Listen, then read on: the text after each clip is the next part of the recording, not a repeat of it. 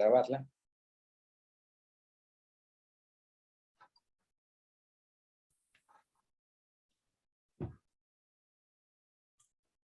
Muy buenas tardes, tengan todas y todos ustedes, sean muy bienvenidas y bienvenidos. Estamos a iniciar esta sesión con el doctor Lauro Zavala, que nos comparte en esta ocasión el tema del cual ya estaremos hablando. Mientras tanto, les saludo con muchísimo gusto, les agradezco muchísimo su presencia a nombre de la Coordinación de Docencia y pues les pediría por favor si pudieran mantener sus micrófonos apagados de manera que nos podamos escuchar, sobre todo que podamos escuchar al doctor Lauro Zavala en su momento. Vamos a dar unos pocos minutos para poder iniciar, si les parece, y bueno, mientras tanto, daremos también algunos anuncios. Les quiero decir que, bueno, como saben, un poco estos seminarios web, estos webinarios, con esa palabra tan extraña, ¿verdad? Pero que nos han sido de mucha utilidad en bueno, esperamos, ¿verdad? Que nos sean de apoyo y utilidad, de referencia, que sean que nos signifiquen algo en este periodo de docencia tan turbulento. Pues permítanme tantito, nos están, pues de alguna manera también implicando un gran esfuerzo implicando un gran esfuerzo para quienes participan, presentando y pues para ustedes en este tiempo, desde luego. Esperamos les sigan significando algo importante, les aporten algunos aspectos para la reflexión.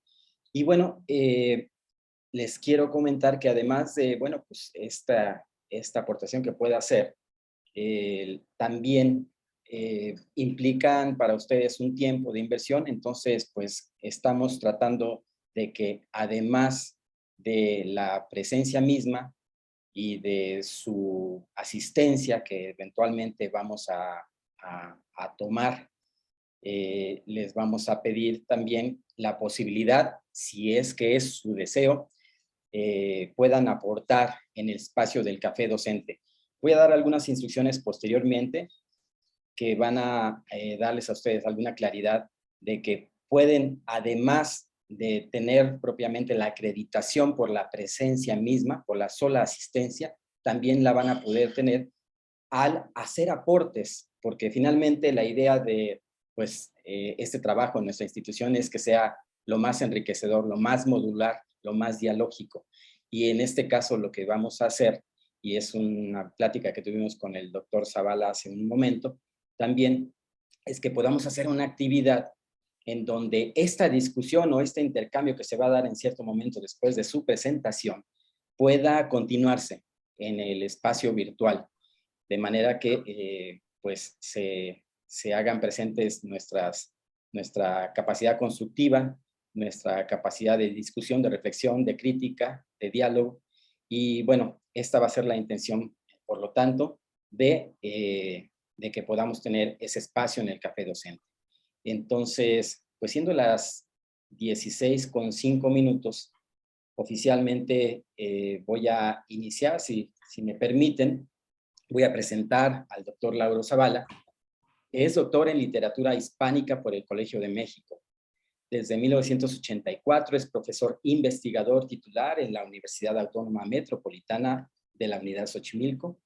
Actualmente es coordinador del diplomado en teoría y análisis cinematográfico, en la Cineteca Nacional, y es profesor invitado en New York University, donde imparte las materias de cine mexicano y teoría y análisis cinematográfico. Es creador de una propuesta teórica para el estudio de la narrativa clásica, moderna y posmoderna, y de un sistema de modelo de análisis didáctico en cine, literatura y espacios cotidianos. Pertenece a la Academia Mexicana de Ciencias, a la Academia Norteamericana de la Lengua Española y al Sistema Nacional de Espectador y presidente de PANCINE, la Asociación Mexicana de Teoría y Análisis Cinematográfico. Entre algunas de sus publicaciones, que podemos mencionar como autor único, destacan la minificción Bajo el microscopio de la UNAM de 2006, Manual de Análisis Narrativo de Trillas en 2007 Ironías de la ficción y la metaficción en cine y literatura de la UASM en 2007, de la investigación al libro de la UNAM en 2007, Instrucciones para eliminar un profesor, viñetas de la vida académica de Praxis, editorial Praxis en 2008, La seducción luminosa, teoría y práctica del análisis cinematográfico de Trillas en 2010, el antimanual del museólogo hacia una museología de la vida cotidiana, por la UAM y el INAH en 2012, y cómo estudiar el cuento de Trillas en 2013. Sus trabajos han sido citados en más de 1,200 libros y artículos de investigación publicados en 24 países y en 8 idiomas: español, inglés, francés, italiano, alemán, portugués, chino y coreano. Pues, sin más, de nueva cuenta les doy la más cordial bienvenida a todas y todos ustedes que se están incorporando, y pues iniciamos con este primer trabajo de webinario que lleva por nombre Usos extensivos de Zoom como herramienta para la docencia, la investigación, las redes de aprendizaje y la colaboración internacional. Adelante, doctor Lauro Zavala, muy bienvenido y muchas gracias por estar con nosotros. ¿Qué tal? Buenas tardes a todos. Bueno, agradezco mucho el privilegio de poder estar en este espacio con los colegas y compartir la experiencia que he tenido. Voy a compartir la pantalla porque preparé una presentación. Entonces, bueno, aquí la tengo. Es efectivamente el título de lo que voy a presentar, y para argumentar el uso que se puede dar al Zoom como esta herramienta de docencia, investigación y aprendizaje, pues simplemente voy a compartir mi experiencia durante los 18 meses en el PER, o sea, como sabemos, el programa emergente de educación remota que estuvimos utilizando cuando se inició la pandemia. Pero antes de ello, quiero brevemente presentar mi experiencia anterior a distancia, antes del PER, y ya después, durante el PER, la experiencia en el campo de la investigación, de la docencia y de la divulgación, es decir, de mayo de 2020 a octubre de 2021. Y entonces, por eso, bueno, empiezo con esta experiencia académica a distancia, antes del PER. Esto se inició en el año 2005, cuando en la UNAM me invitó el Centro de Estudios para Extranjeros a participar en un diplomado en el que participaron 180 profesores del Colegio de Ciencias y Humanidades. Y bueno, es este diplomado en desarrollo de habilidades para la comprensión y producción de textos en español, dirigido a los profesores de español y de comunicación de todos los planteles de CCH. Y el último módulo, en realidad es un diplomado que tiene que ver con la enseñanza de español, pero estos profesores también enseñan comunicación, y los otros unidades de este diplomado estaban relacionados con lo que ellos enseñan cotidianamente, ¿no? Es decir, eran módulos de lingüística, de argumentación y de literatura. Entonces, este es el último que me pidieron que yo diseñara, el análisis de la narrativa, ¿no? Como ven aquí, yo pedí que hicieran esta taquilla, ¿no? Para ingresar a esta unidad. Y bueno, antes de entrar a esta unidad final, yo planteé esta pregunta: si este diplomado se suspendiera en este momento, ¿cómo ocuparías tu tiempo libre? ¿Irías al cine? ¿Saldrías de paseo? ¿O leerías textos literarios novedosos y estimulantes? Y precisamente estas actividades serán el contenido de este módulo, y para ello te pedimos que antes de continuar leyendo, vayas al cine y veas una película que te interese.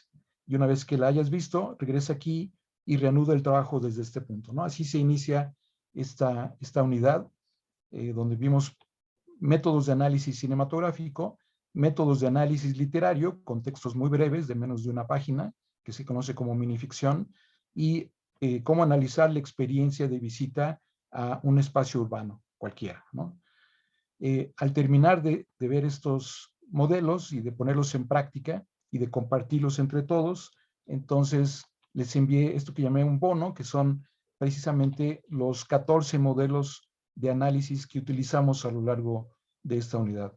Aquí me tengo un momento solo para comentar que efectivamente he diseñado un poco más de 150 modelos de análisis y creo que un modelo de análisis en las humanidades sería algo equivalente al diseño o a la creación de una patente en ingeniería. Sin embargo, no existe el registro en derechos de autor del diseño de modelos de análisis, probablemente porque es algo que es muy poco frecuente, ¿no? Bueno, después quiero comentar aquí brevemente algunos de los materiales que utilicé, que son, por una parte, este libro que publicó la Universidad Veracruzana, pero que ya había ganado el premio al libro de texto aquí en la Unidad Xochimilco, así que unos años después se publicó finalmente en esta colección, Elementos del Discurso Cinematográfico, que es un manual, digamos, para analizar películas. Y de este libro se derivó este DVD interactivo que produjo la Facultad de Filosofía y Letras de la UNAM. También utilicé este libro mío, en esto dentro, puedo mostrar cómo ya se publicó un segundo tomo en esta serie que estoy elaborando sobre teoría de la minificción. Una minificción es un texto literario que tiene menos de una página, a veces es solamente una línea, como El dinosaurio, un texto muy conocido de Augusto Monterroso, del cual yo elaboré un volumen de más de 500 páginas de lo que se ha escrito, y es el género más reciente en la historia de la literatura, y se ha desarrollado de manera espectacular en la región latinoamericana, lo cual es muy importante porque por primera vez se han producido modelos teóricos para explicar la literatura generados desde la región latinoamericana, ¿no? Entonces se están traduciendo a otras lenguas y ya no estamos solamente consumiendo lo que se produce en el extranjero. Y por último, en el tercer campo, que es el terreno de la vida cotidiana, este libro que publicó Rectoría General de la UAM en colaboración con el Instituto Nacional de Antropología e Historia, es el primer modelo de carácter teórico que se produce en español acerca del estudio de la museología, pero porque se expande además a la experiencia de visitar cualquier espacio, ¿no? Podemos visitar la casa de un amigo, podemos visitar una panadería, ¿no? Pero por supuesto, cuando visitamos un museo, esto es especialmente significativo. También en este periodo estuve dirigiendo, creé la revista digital de investigación El Cuento en Red, dedicada a la teoría y el análisis de la ficción breve, o sea, cuento y minificción. Es una revista académica semestral donde se publicaron más de 200 artículos, reseñas y entrevistas. Aquí vemos uno de los números que sigue colgada en red. Dejé de dirigirla en año 2016 porque es realmente muy complicado no tener un equipo, ¿no?, de apoyo, pero bueno, funcionó durante 16 años y aquí está una versión impresa en papel. Y por otra parte, también tuve la experiencia de que algunos de mis libros, revistas y algunas series de televisión estuvieran en formato digital. Por ejemplo, este libro que tiene estudios y crónicas de bibliofilia, dedicado precisamente a estudiar los procesos editoriales de publicación en revistas especializadas y de libros universitarios con los que estamos familiarizados en el espacio académico, es parte de la biblioteca del editor universitario de la Universidad Nacional. Y es muy interesante que este libro en formato digital se obsequió en código QR a quienes visitaron la feria del Palacio de Minería los últimos 2 años antes de que empezara la pandemia, ¿no? Como un regalo, digamos, a los visitantes. También en este periodo se publicó en formato digital y en papel este libro de semiótica preliminar en el Fondo Editorial del Estado de México, y ahora está por aparecer en estos días el volumen que acompaña que se llama Semiótica Fronteriza, y estoy preparando el tercero de semiótica más contemporánea. Bueno, aquí está este libro también que publicó en formato exclusivamente digital el posgrado en letras de la UNAM, donde reuní los libros que se han publicado de investigación literaria y cinematográfica en México de 2001 a 2014. Esto es muy interesante porque, bueno, yo voy casi todos los días a las librerías, tomo nota de las novedades en estos que son los campos en los que yo trabajo, ¿no? En literatura, investigación literaria y cinematográfica, y descubrí que no hay ningún registro de la producción académica en el país. Es decir, que nadie sabe qué se publica en las universidades y tampoco sabemos exactamente qué es lo que llega del extranjero. Entonces, esta fue la única manera en la que fue posible tener este registro. O sea, diseñé unas pequeñas tarjetas, tomo notas de los referentes bibliográficos y finalmente el posgrado de letras considero que es una herramienta necesaria para su posgrado. Ahora estoy trabajando en la continuación de este proyecto. También se publicó en papel y en formato digital este volumen muy interesante, cerca de 500 páginas, con colaboraciones de toda Latinoamérica sobre el cine musical en América Latina. Esto es interesante porque hasta ese momento se pensaba que el único cine musical en el mundo es el cine hollywoodense de los años 30, 40, pero realmente todos los países del mundo tienen su propio cine musical, ¿no? Por ejemplo, aquí en México, ya en los años 40, estaba el cine de rumberas y otras formas de cine musical. Y este es un volumen en portugués y en español, publicado por la Universidad de Bahía en Brasil. Y también se publicó en formato digital y en formato impreso en papel este número de la revista de la Academia Mexicana de Ciencias dedicado a la teoría literaria. Como pueden ver, se anuncia, por ejemplo, el trabajo sobre teoría de lo fantástico, que es una tesis de metateoría que dirigí en la Facultad de Letras de la UNAM, y otros materiales sobre juegos de palabras, el estado del cuento mexicano, etcétera, ¿no?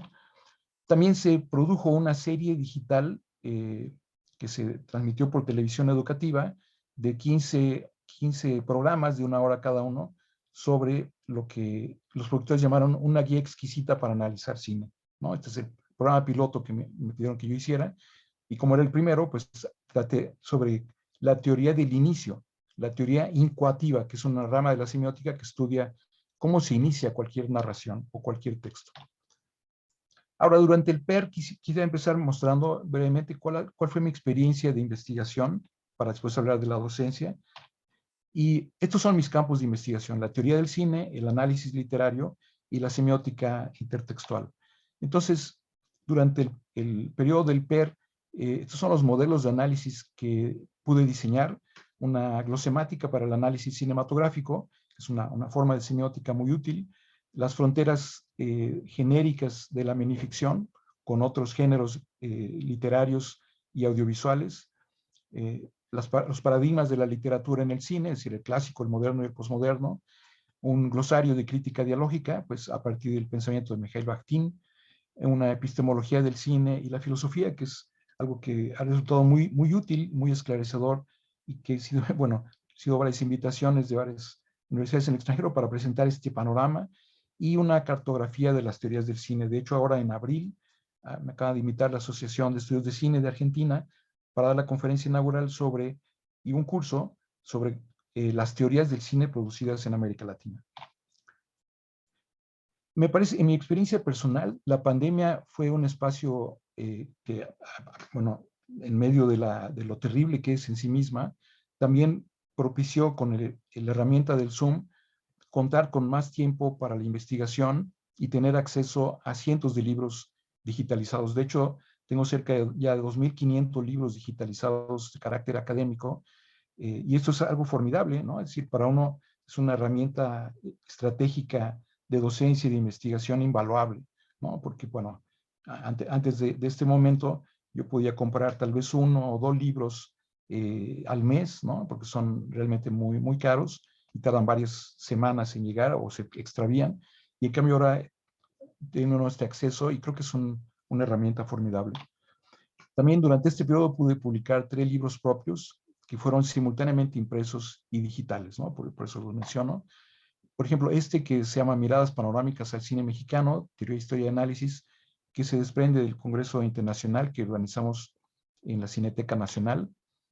Y este que se publicó en Colombia, donde invité a colegas de todos los países latinoamericanos a presentar un panorama de los estudios sobre cine en cada uno de sus países, y también los documentales sobre cine que se han producido en los primeros años de la década del siglo XXI.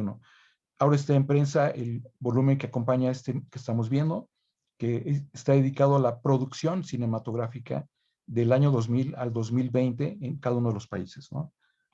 Un trabajo, una red de investigación. Y también recientemente en Chile se publicó este libro. Utilicé el título que yo tenía para un libro publicado en la UNAM, pero bueno, como se publica en otro país, les encantó el título y lo conservamos para publicar estos materiales de teoría de la minificción. También pude publicar varios artículos de investigación donde todo el proceso de dictaminación fue realizado a distancia. Por cierto que yo realizo alrededor de 20 dictámenes al año de libros y artículos, y también es un proceso estrictamente a distancia.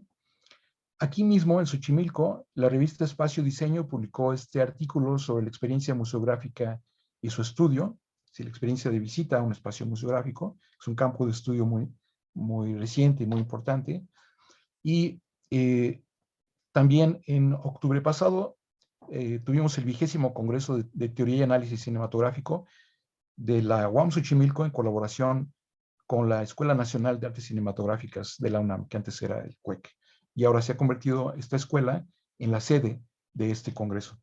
El año pasado estuvo dedicado a la teoría del cine, y el que vamos a organizar este año estará dedicado al uso del cine como herramienta de enseñanza en todas las disciplinas. Entonces tendremos invitados de matemáticas, de filosofía, de arqueología, de arquitectura, de agronomía, etcétera, que nos van a presentar su experiencia sobre cómo utilizan el cine como herramienta de docencia y de investigación. Hay más de 1,500 libros en este campo del cine como herramienta de enseñanza. Aquí vemos el cartel del Congreso del año pasado, dedicado a la teoría del cine. Hubo 98 ponentes, de los cuales, esto es interesante, 20 fueron invitados de 12 países participando a distancia. También es muy importante porque normalmente en un congreso pues se obtienen recursos, no siempre, pero pueden ser útiles, alrededor de 100,000 pesos para traer a un invitado especial que da la conferencia inaugural. Pero en esta ocasión, en lugar de uno, tuvimos 20 de 12 países, porque simplemente les enviamos la clave de acceso al Zoom, y esta modalidad creo que vamos a conservarla mucho más allá de la pandemia, ¿no? Es decir, es un recurso formidable para el intercambio de conocimiento en el contexto del Congreso. De este Congreso siempre se deriva un libro colectivo y un diplomado internacional a distancia, que también es otra gran ventaja. La única forma de tener un diplomado internacional es haciéndolo precisamente utilizando el Zoom. También en este periodo se creó un seminario permanente de teoría literaria. Aquí utilicé mi aula de Zoom de Xochimilco por invitación de colegas de la UAM Coajimalpa. Es este encuentro de teoría literaria, un encuentro que hacemos cada mes, ¿no? Aquí tenemos este cartel de difusión. Están cordialmente invitados el último jueves de cada mes. Y también durante este periodo pude participar a distancia en 5 congresos internacionales, 4 conferencias de inauguración y 4 conferencias magistrales por invitación en estos países y ciudades, ¿no? Colombia, Chile, España, Guatemala, Portugal, y también en Guanajuato, Mexicali, Puebla, Querétaro y Ciudad de México. Todo esto son actividades que es difícil que se puedan realizar de manera presencial, porque es muy complicado, muy caro. Y, por ejemplo, este Coloquio Nacional de Estudios sobre Edición y Crítica Textual, con sede en la Universidad de Guanajuato, pues de este coloquio se han derivado 2 libros que están por aparecer. Un libro que reúne las conferencias magistrales de los participantes, pero también otro que contiene mi propia presentación, pero con los materiales gráficos que fui incorporando, y este es un libro digital de 150 páginas, ¿no? Es decir, que no, el formato del papel impreso no permite algo así porque es muy caro, y entonces se decidió elaborarlo en el formato de un libro digital por separado, ¿no? Por ejemplo, también participé en este seminario permanente sobre cine, ciudad y arquitectura que organiza la Escuela Superior de Ingeniería y Arquitectura del Instituto Politécnico Nacional. Cada mes tienen un invitado diferente, generalmente de distintos países, y en esta ocasión pues presenté la vuelta al cine, la ciudad y la arquitectura en 80 libros.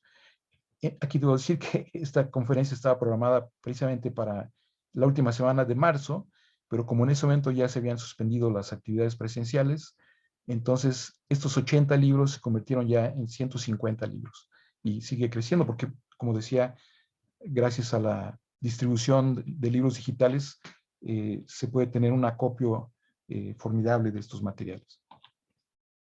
También en este periodo pude participar en la conferencia inaugural del encuentro de literatura que organiza el Instituto Nacional de Bellas Artes y Literatura, que tuvo su sede en la Universidad de Sonora, pero claro, todas estas actividades yo las realizo desde mi propia oficina aquí en mi casa, mi propio lugar de trabajo, sin tener que desplazarse. Entonces también ahí están en prensa las memorias. Este, por ejemplo, es el primer Festival Iberoamericano de la Palabra, online, 2020, que fue un poco antes, y este tuvo lugar en Perú.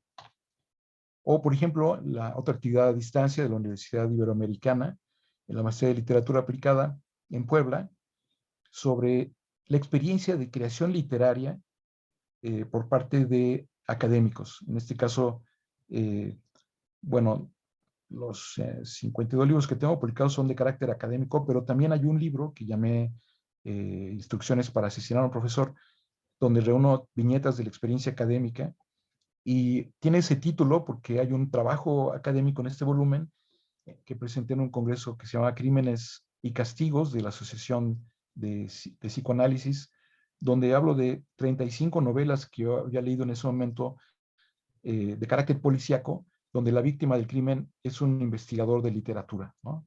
Y entonces, por eso lo llamé Instrucciones para asesinar a un profesor. Es un trabajo, una visión panorámica de la novela policíaca en el campo académico, ¿no? Y bueno, es uno de los temas de los que conversamos aquí en este conversatorio. Y aquí mismo, en la UAM, la Rectoría General organizó, probablemente ustedes conocen, un par de temporadas que se llamó Las pandemias en el cine y la literatura, una serie de conferencias. Y son conferencias en pequeños equipos. Yo invité aquí al doctor Raúl Roiden García de Coajimalpa y al doctorante Baldomero Ruiz, que está a punto de presentar su examen, que es una tesis precisamente sobre la pandemia en el cine, y a la estudiante Rocío González de Arce del doctorado en Humanidades de Xochimilco, quienes hablaron. Rocío habló de más de 35 películas mexicanas donde hay algún tipo de pandemia o de enfermedad infectocontagiosa. Es un gran descubrimiento porque revisó toda la filmografía existente. Entonces, esta conferencia sobre las pandemias en el cine y la literatura, porque esto empieza desde incluso antes de la Odisea, ¿no? ¿Se acuerdan? En el sitio de Troya, en las últimas semanas, hay una pandemia. Y esto está registrado en las películas mismas de ficción, en fin, ¿no? Bueno, a partir de esta conferencia se publicó este material en el semanario, donde se pueden ver algunas de las novelas de las que estuvimos conversando y de las películas pues más importantes que hay sobre las pandemias. Y también, bueno, esto está disponible en el sitio de YouTube. Es cierto, todo esto es posible gracias también a los recursos digitales. Ya se han publicado en los últimos meses varios estudios, ¿no?, sobre la presencia de las pandemias en el cine y la literatura. Y paso ahora a mi experiencia de docencia durante el PER. Yo imparto el módulo de análisis cinematográfico en el tronco de carrera de comunicación social aquí en Xochimilco, pero también fui invitado por los colegas de psicología a impartir un módulo sobre la psiquiatría a través del cine, que fue una experiencia muy interesante para todos. Y en el doctorado en humanidades imparto los seminarios de teoría del cine, que incluye filosofía y cine, la teoría de la historia del cine y los métodos de análisis cinematográfico. Y por último, en el área de concentración, que es el último año de la licenciatura de comunicación, pude dirigir 14 tesis en el año 2021 sobre el terreno del uso del cine como herramienta de enseñanza. En este terreno, pues se trata de un proyecto interdivisional y también interdisciplinario, y terminó siendo un proyecto internacional. Pues fue relativamente sencillo tener invitados de otros países, de otras divisiones y de otras unidades, gracias precisamente al empleo del Zoom. Se trata de colegas que trabajan utilizando el cine en sus cursos de biología, matemáticas, filosofía, diseño gráfico, música, feminismo, historia, sociología y arquitectura. Estos fueron nuestros invitados durante las primeras semanas de ese año y, bueno, la experiencia de colaboración internacional, interinstitucional e interdivisional es muy interesante, aunque no está formalizada realmente, ¿no? Y quiero compartir, ya empezando a llegar al final, pues el método que utilizo para los ejercicios de los estudiantes. Cada estudiante selecciona una secuencia de cine que pertenece a su corpus de investigación. Y entonces proyecta esta secuencia a distancia y muestra las posibilidades de cada modelo de análisis, ¿no? Es decir, que yo en la primera sesión presento el modelo, muestro cómo funciona al proyectar secuencias y a partir de la siguiente sesión, al inicio de cada sesión, los estudiantes también presentan sus secuencias. Como sabemos, una diferencia fundamental entre humanidades y ciencias sociales es que en las humanidades la elección del objeto de investigación es una decisión personal, ¿no? Como cuando elegimos la ropa, la comida, las amistades, también elegimos los objetos de investigación, cosa que no ocurre en ninguna otra disciplina porque más bien depende de las necesidades de la misma disciplina o del contexto de investigación. Y utilizo notas de curso que voy a mostrar rápidamente en un momento. Son 100 notas en 100 páginas que condensan modelos de análisis o estrategias de trabajo. Afortunadamente se pueden grabar las conferencias. Aparecen ahí claramente las instrucciones para realizar cada ejercicio, los artículos que serán reportados en licenciatura, los PowerPoints que serán utilizados en clase, los modelos de análisis vistos en cada sesión, y materiales complementarios, por ejemplo, las tesis que ya han sido elaboradas anteriormente, que están acompañadas siempre de un video de 7 minutos que condensa el trabajo de investigación y otros materiales. Al inicio del trimestre, pues entrego calendario de actividades, criterios de evaluación y las notas de curso. Y los reportes de lectura se elaboran formulando preguntas al texto. Cada estudiante formula sus propias preguntas y señala la respuesta que se encuentra en el texto, y también se elabora un glosario individual que incluye precisamente una glosa, es decir, la apropiación personal del concepto, aplicado a varios ejemplos. Lo que tiene de trabajo colectivo es que todo esto se realiza siempre continuamente en la presencia de todos los integrantes del grupo, ¿no? Y al terminar el trimestre también se hace la evaluación en forma grupal y por escrito de la experiencia. Entonces, una primera valoración de esta experiencia me lleva a concluir que desaparecen varios problemas logísticos.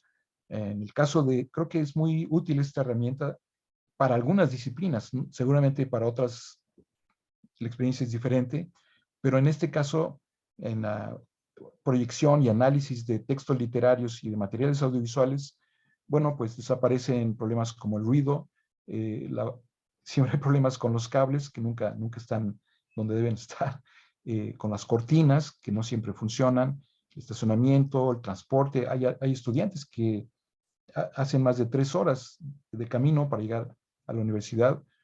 El problema de instalar y desinstalar el equipo, es decir, yo tengo que llevar mi equipo de proyección y de sonido desde mi oficina hasta el tercer nivel del edificio, donde está el edificio M, y luego al terminar la sesión desinstalar y volver a guardar, etc. Entonces eso, mucho tiempo. Los estudiantes entran, salen del salón o llegan tarde. Todo esto desaparece porque a distancia siempre están a tiempo. Y bueno, también se puede contar con invitados de otras disciplinas y de otras universidades del país y del extranjero. Creo que todas estas son ganancias realmente muy notables. También los estudiantes se sienten muy cómodos utilizando el Drive, donde podemos tener grabadas las conferencias de los invitados y de las réplicas terminales, y pudimos aprovechar un horario práctico por la tarde, con una pausa de 30 minutos para aprovechar toda la mañana en actividades que incluyen precisamente la preparación de las sesiones de trabajo. Al aprovechar el tiempo que se dedican presencialmente al transporte, Estamos hablando de unas 6 horas diarias y entonces también se tiene acceso a conferencias especiales realizadas en otros países o incluso en horarios distintos al de la clase. Ahora, en el congreso reciente tuvimos la participación de colegas de España y de Francia y bueno, cuando aquí estamos en el congreso, ellos tienen las 2 o 3 de la mañana, así que grabaron su ponencia y pudimos presentarla en el horario nuestro. Cosa que no se puede hacer cuando esto es presencial, ¿no? Y los estudiantes, al concluir toda la experiencia, ellos señalaron que no solamente prefieren el trabajo a distancia, sino que decían que fue el mejor año dentro de la universidad e incluso el mejor año de su vida, ¿no? Lo cual es muy, muy notable porque fue una coincidencia de todos ellos. Ahora, fuera de la UAM Xochimilco, pude trabajar en este centro que se llama Casa Bank, dando cursos, también en este otro centro, estudios contemporáneos, este otro taller. Y en el campo de la divulgación durante el PER, bueno, también fue muy gratificante poder participar por invitación en más de 75 cursos, seminarios, encuentros, entrevistas, presentaciones de libros, exámenes y asesorías en el país y en el extranjero. Eso significa que estoy usando el Zoom prácticamente todos los días del año, incluso sábados y domingos, porque hay toda clase de actividades académicas y tengo grabadas 35 conferencias disponibles en Facebook y en YouTube. Bueno, por ejemplo, este conversatorio con el doctor Rodríguez de la Universidad de Puerto Rico, este otro conversatorio con la doctora Satarain de la Universidad de Buenos Aires, este otro en una estación de radio universitaria en Colombia, o aquí en México, este fue una actividad del aniversario de la Filmoteca del Estado de México, donde presenté algo sobre las adaptaciones de Shakespeare en el cine, una masterclass sobre análisis del lenguaje cinematográfico en este espacio que está en Tlaxcala. Y aquí mismo en Xochimilco, la revista Enlaces Xochimilco, que creo que ustedes conocen, donde se difunden las actividades académicas de los profesores de Xochimilco, me invitaron a presentar en un par de cuartillas los trabajos que estoy haciendo en este proyecto sobre ficción postmoderna, y pues incluyeron algunas cubiertas de los libros que se han publicado recientemente. Son los títulos de los artículos más recientes que he publicado en este proyecto, bueno, y algunos de los libros más recientes. ¿No? Este que está del lado izquierdo se acaba de publicar en formato digital en España y se está traduciendo al francés. Y en la revista de la Academia Mexicana de Ciencias, había coordinado yo un número sobre la ciencia en el cine, pero durante el PER se publicó este número, que es el primer número completamente digital, ya no se publica en papel, después de 50 años de publicarse en papel, aparecen 4 números al año. Este número está dedicado al cine como herramienta de enseñanza.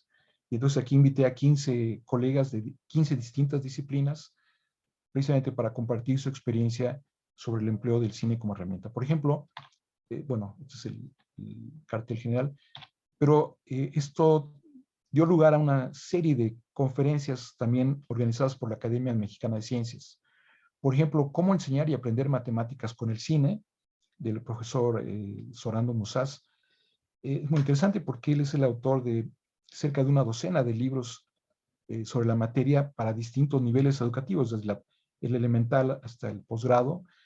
Y entonces, bueno, dio una visión panorámica de este campo, que vean, es miembro de la Federación Española de Sociedades de Profesores de Matemáticas, donde hay una rama sobre el uso del cine como herramienta para la enseñanza de matemáticas. También, por ejemplo, esta conferencia de la maestra Lucía González de Arce, como digo, es estudiante del doctorado en Humanidades en Xochimilco, y está precisamente elaborando un modelo teórico sobre el estudio del cine como herramienta y como experiencia educativa. Y aquí, como ella es bióloga de formación original, pues nos presentó este trabajo sobre la ecocrítica y su enseñanza a través del cine.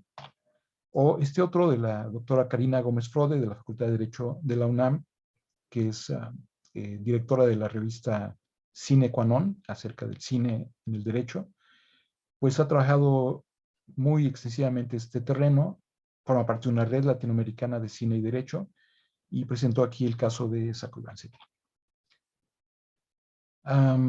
Bueno, bueno, incluso me pidió la Academia de Ciencias que yo diera la primera conferencia sobre cómo aprender a analizar cine con el mismo cine. Y en este momento está en proceso un número que se inició durante este periodo de la revista de la Sociedad Iberoamericana de Antropología Filosófica, que está dedicado a el cine y la filosofía. Y también este número de la revista colombiana Praxis y Saber sobre el cine como herramienta de enseñanza, y que dio lugar a esta presentación con tuvieron que ir a la conferencia inaugural sobre cine y filosofía, y bueno, otros colegas. En conclusión, estos son algunos de los contenidos de las conferencias a distancia que pude impartir sobre análisis de cine, teoría de minificción, el cine como herramienta de enseñanza, y estas otras relaciones interdisciplinarias: cine y ciudad, cine y filosofía, cine y literatura, cine y música, cine y divulgación de ciencias, cine y derechos, cine y ética, cine y catástrofes, que es parte de un volumen del área de investigación a la que pertenezco aquí en Xochimilco, que es el área de comunicación, lenguajes y cultura. Tenemos un libro en prensa sobre catástrofes. Por supuesto, ahora estamos preparando un volumen dedicado a la catástrofe de la pandemia. Y, bueno, algunos otros materiales, pero también creo que es interesante compartir la experiencia de las presentaciones de libros en estas condiciones. Por ejemplo, aquí es una feria internacional en Santa Marta, en Colombia, ¿no? Es decir, en condiciones, digamos, normales, presenciales, es imposible participar porque pues, nadie tiene recursos para viajar a presentar un libro. Pero creo que es interesante mencionar, por ejemplo, es la primera vez que participo en la feria de Frankfurt, porque ninguna editorial puede pagar un boleto para ir a presentar un libro del que se van a vender, pues no importa cuántos ejemplares, pero nunca va a ser suficiente para cubrir el gasto del vuelo, ¿no? Y del hospedaje. En cambio, con este recurso ya pude presentar este libro en esta feria en Alemania, ¿no? Un libro, como digo, publicado por la Universidad Agustiniana de Bogotá.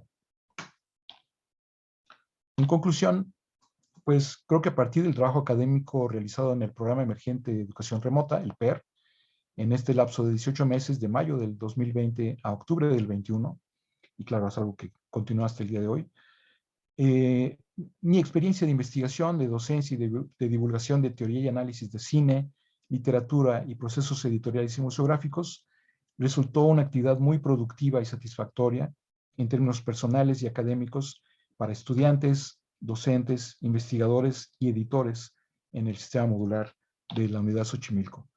En el caso del doctorado en humanidades y algunos módulos de las licenciaturas en comunicación social y psicología, considero que podría ser muy productivo contar con un aula Zoom de manera permanente, mucho más allá de la pandemia, para la realización de diversas actividades de investigación, de docencia y de difusión. Y entonces quisiera ir cerrando para mostrarles un poco de lo que estoy aquí presentando, ¿no? Como para ilustrar todo esto que he comentado. Por ejemplo, este es un trabajo común digamos, de los trabajos de los estudiantes.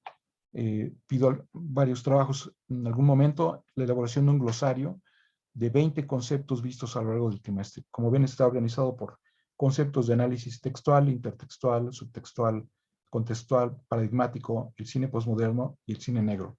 Así lo organizó este estudiante. Y entonces para cada concepto, pues hay una definición, variantes, una glosa personal, es decir, explicar el concepto en las palabras propias del estudiante, y la aplicación a un ejemplo de secuencias de cine, donde aparece aquí el enlace donde cualquiera puede ver esta secuencia, ¿no? Entonces vean estos conceptos de consonancia, música experimental, la voz en off, alegoría, parodia, traducción, estética, ficción, diáfora, erotismo, narración, ideología, sonido didáctico, final abierto, metalepsis, melodrama urbano e hiperviolencia, por ejemplo. También me gustaría mostrar un momento las notas de curso, que son un material de alrededor de 100 páginas, organizado por teoría, análisis cinematográfico general, análisis textual de cada componente. Aquí se ven los 5 componentes: imagen, sonido, montaje, narración y puesta en escena, y modelos específicos, por ejemplo, para analizar amplitud estilística de la puesta en escena que integra los otros, análisis intertextual, contextual, subtextual y herramientas de trabajo, ¿no? Entonces, cada elemento tiene una página. Bueno, aquí estoy muy orgulloso de los comentarios de los estudiantes, que son estudiantes, no es fácil, digamos, que estén contentos, ¿no? Porque ya habían tenido experiencias, además, muy peculiares, ¿no? Bueno, y creo que me quedan unos pocos minutos. Voy a aprovechar para mostrar un par de cosas. Por una parte, todo esto, este campo del análisis de secuencias se puede utilizar de manera simultánea la proyección. Quiero mostrarles estos ejercicios muy brevemente, duran más, pero vean. Durante la proyección de la secuencia se puede hacer esto que llamamos una infografía, pero animada, ¿no? Que vean cómo va cambiando el registro de cada componente en cada momento. Aquí son los 5 elementos de la forma: imagen, sonido, montaje, narración y puesta en escena. If you're just tuning in, East Rail train number 177 has derailed just outside Philadelphia, and we're bringing you live coverage from Skycam 4. Yeah, that appears to be a rescue ambulance, and there are more behind. Bueno, ahora, esta misma secuencia, esto dura varios minutos, ¿no? Pero esto es el análisis de la amplitud estilística de cada componente. También está el decoupage.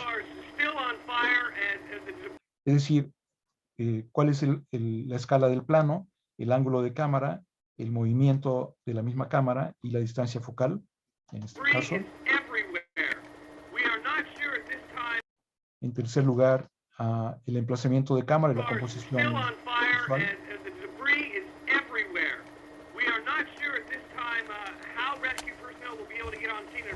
If you're just tuning in, East Rail train number 177 has derailed just outside Philadelphia, and we're bringing you live coverage from Skycam 4. Yeah, that is.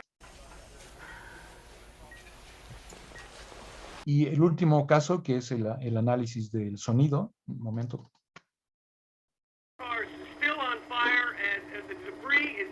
Aquí se puede ver lo que está en el primer plano sonoro y lo que está en un segundo plano y que va a pasar al primer plano más adelante. Entonces puede haber 2 o 3 o incluso 4 planos sonoros, y este cambio de los planos, es decir, la importancia que tiene en el registro sonoro, es lo que se conoce como la mezcla sonora, ¿no?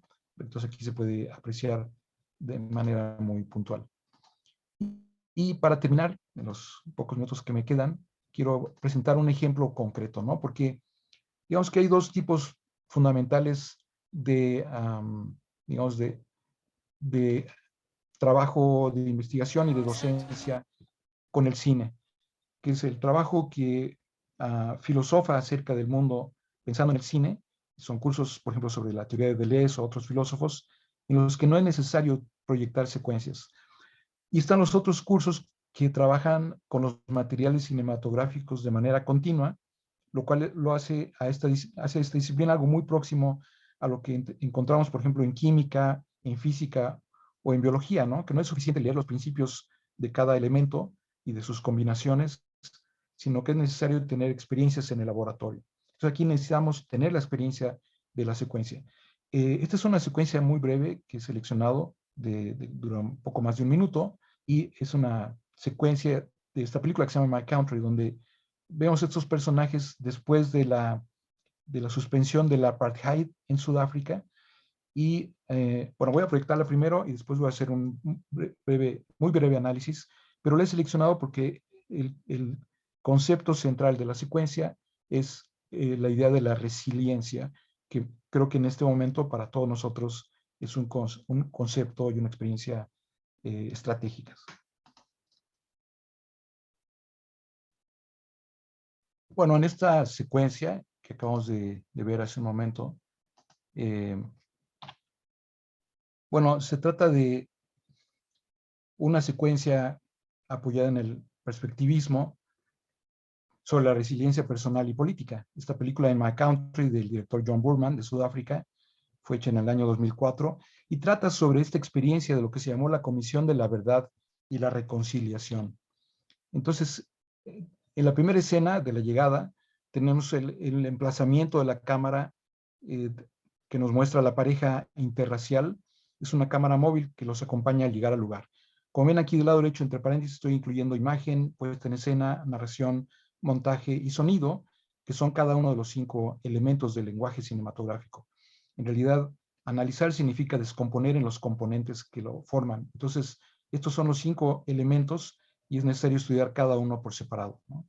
En la puesta en escena tenemos un comentario que establece un marco de referencia, y en la narración y el montaje hay un amigo que es un observador que descubre la relación afectiva entre estos personajes que estamos viendo, y en el sonido tenemos una música coral africana. En la segunda escena estamos ya en la Comisión por la Verdad y la Reconciliación, adoptada la cámara el punto de vista del público. En la puesta en escena estamos en medio de los pobladores y los periodistas. Hay un corte de la música anterior y en el tribunal escuchamos el testimonio del soldado en la puesta en escena y adoptamos la perspectiva del niño, y cuando el soldado lo menciona, la cámara lo descubre sentado de espaldas a la cámara. Tenemos la perspectiva del segundo soldado cuando es mencionado por el primero. En ese momento la cámara se desplaza a la derecha y lo descubre ahí sentado en la imagen.